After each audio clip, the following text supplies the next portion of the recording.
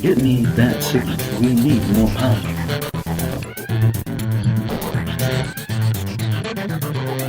We're here at Gen Con at the Flying Frog booth, and I am talking with Scott Hill. Scott, it's been a year since you guys been out and about.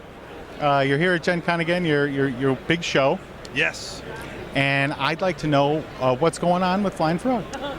Flying Frog is, I would say, knee deep. It's not knee deep, hip deep.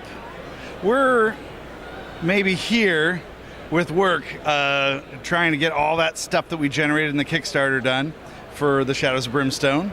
And we couldn't be happier about it. We love Shadows of Brimstone. It's so much fun. Yeah, it is fun. The only thing is, we're not ones to do anything halfway. And a lot of the stuff that were just kernels of ideas during the Kickstarter, we want to make full-fledged projects. And as we work on each product, not project, then we start going like, oh, it could have this. There should be really different tribes of serpent men. Oh, that's good. Oh, what if the magic user had a separate deck of cards? Oh, he should definitely do that. And so each thing kind of like expands into something really cool. It's great. We're excited about it, but it means, oh my gosh, it's so much work because all of these things times making each one amazing. It all expands. Yeah, don't you guys have something like 11 expansions? Just at Gen Con here, we got 11 new enemy sets that are previews, so they're not like ready for prime time. We're working with multiple different factories in China now, so because we're finding ones that could get better and better detail in the plastic and that kind of thing. So we had shipments being air freighted in from different companies, and it's like, oh, we got these miniatures. Oh, but we got these cards for those miniatures, and all the stuff's coming in. We didn't know what we were going to be able to actually get for Gen Con. And the last of the stuff, which was most of it, arrived last Thursday, and our truck left. We packed it on Friday and it left Saturday morning. And so it was that down to the wire.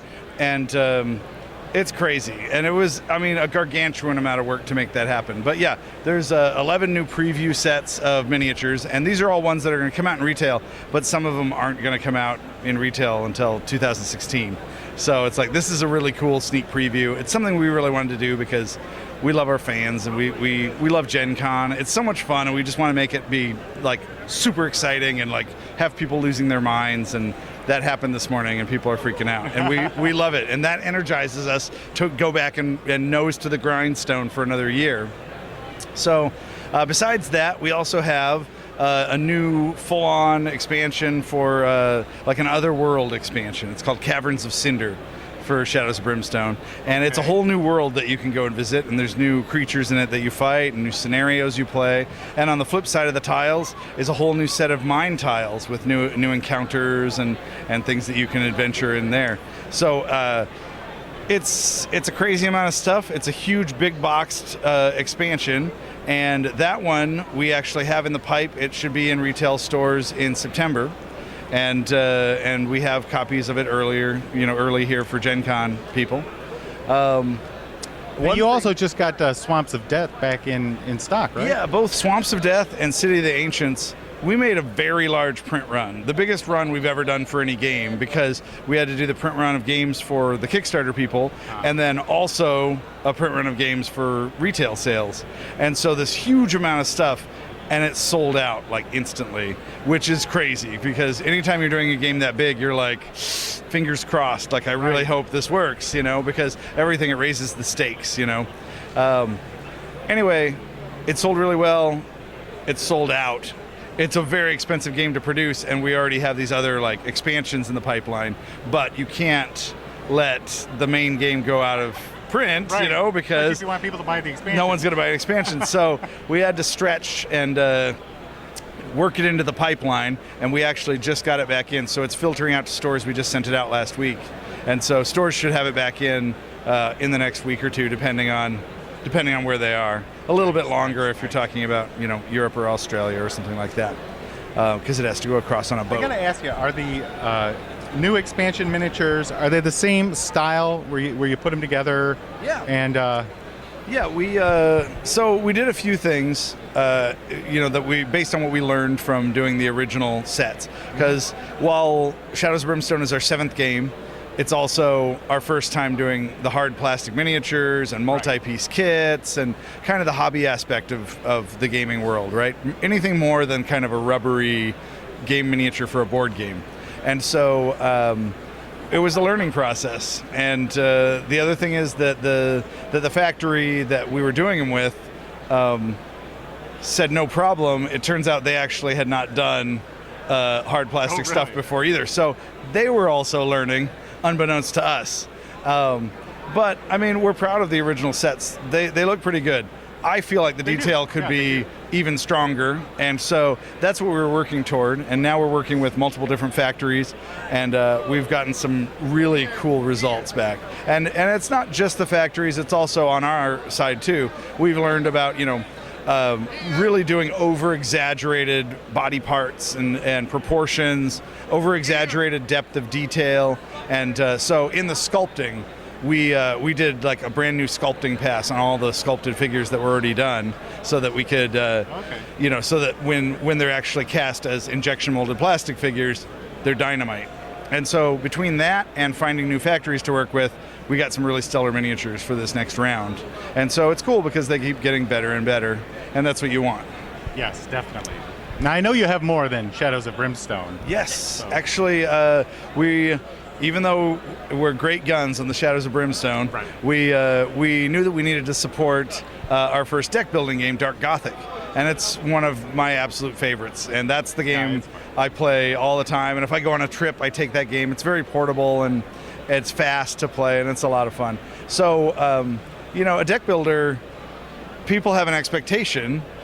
It needs to have legs, and there needs to be a chain of releases for it. And so we're like, we can't just let this go. Other games have set that standard. Exactly. So we definitely made time to put in a lot of the ideas into this expansion that we had come up with when we were originally doing it. And so a lot of the stuff was sort of already kind of designed out. But we were able to actually do the production and get it through and get it in time to have it on the show floor. And so we made a box expansion called Colonial Horror, and it is coming out in September in retail, and we have it here on the show floor so that people can actually play it. On Saturday, we're actually doing a Dark Gothic tournament, and people are going to be playing with those cards as well. Nice. So that should be fun. Besides that, we released here at the show 2 new card supplements for Dark Gothic. One's called Curse of the Werewolf, and it has new cards that are themed about becoming a werewolf, becoming bitten, fighting new werewolves, and things like that. And then also, there's one called Smuggler's Den, and it has a new type of roaming ally, which is really interesting. In Colonial Horror, it introduces roaming minions, and when they come out, they're like shambling dead. So as soon as they get played, at the end of each person's turn, they just move 1 slot forward until they reach where the villain is, and then they go to the shadows. And so it really pumps up the pressure, because when you're playing, it's like there's all these things marching their way toward the shadows, and if you don't fight them and take them out, then the countryside will fall to darkness pretty quick. Right. So that was introduced in Colonial Horror, and in the Smuggler's Den, we have some allies that do that. So the ally comes out, like the coachman. He comes out and he's riding through town. So if you don't buy him before he leaves the edge, then he goes to the darkness. It's crazy. Oh, that's neat. Yeah, it's a lot of fun. And, we took a lot of care with the Colonial Horror expansion because it is one of our favorite games. We wanted to make sure that it adds more of what people loved about the first one without getting without hurting it. Do you know what I mean? Anytime you do an expansion, it's almost like a doctor. Like a doctor takes a vow to never do more damage to a patient. You know what I mean? Right. People should ask themselves this when they're doing an expansion.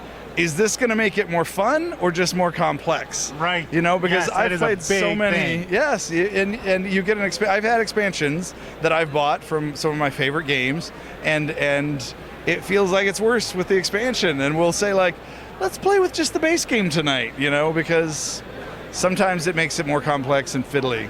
So we were very careful to make it. It adds some new rules, like the roaming thing. But I just told you about it in a nutshell, and that's the rules, you know.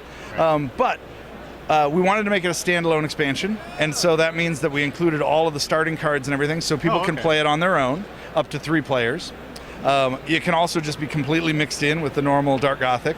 And we included a rule book that it's like the definitive rule book for Dark Gothic play, because it has the original rules kind of streamlined, and then also the new rules that are introduced in Colonial Horror.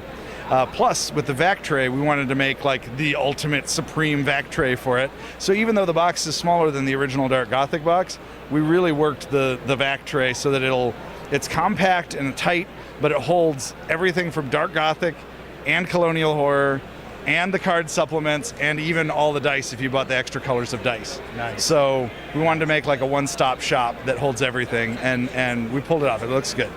And it has card dividers in it, which is something that was overlooked with the original Dark Gothic. And this is the expansion that will make your Dark Gothic dreams come true. I'm going to say it right now. I have many Dark Gothic dreams. I do too. And they've come true. So it's a lot of fun, and people that have been buying it today are really excited. So I think we've done good. I think we've done right, and we'll just see how it goes. Okay. Well, Scott, thanks for taking a couple minutes to talk to me today. Of course, and I want to take a moment to say I really love your reviews. Absolutely one of my favorite reviews, because you always bring so much to it, and the costumes and the writing. And it always brings a smile to my face, and I just wanted to thank you for amazing work. And it's a thankless task that you're doing, and it's only because you love games. He doesn't make big bucks for doing this. It's because he loves games. And so you know what? I wanted to thank you because it's some of our favorite reviews. Thanks, man. And I will be giving you review copies today, and I can't wait to see how you're dressed in the next reviews. It'll be entertaining. It's worth it to me just to see what's going to happen. I'm going to give you review copies of anything we can because I want to see how it turns out. This guy has to own like a closet of bald caps and wigs and costumes. I'm definitely getting there. Yeah, it's a little scary. All right, Scott, thank you very much. All right, It means exactly. that Thank you. we need more power.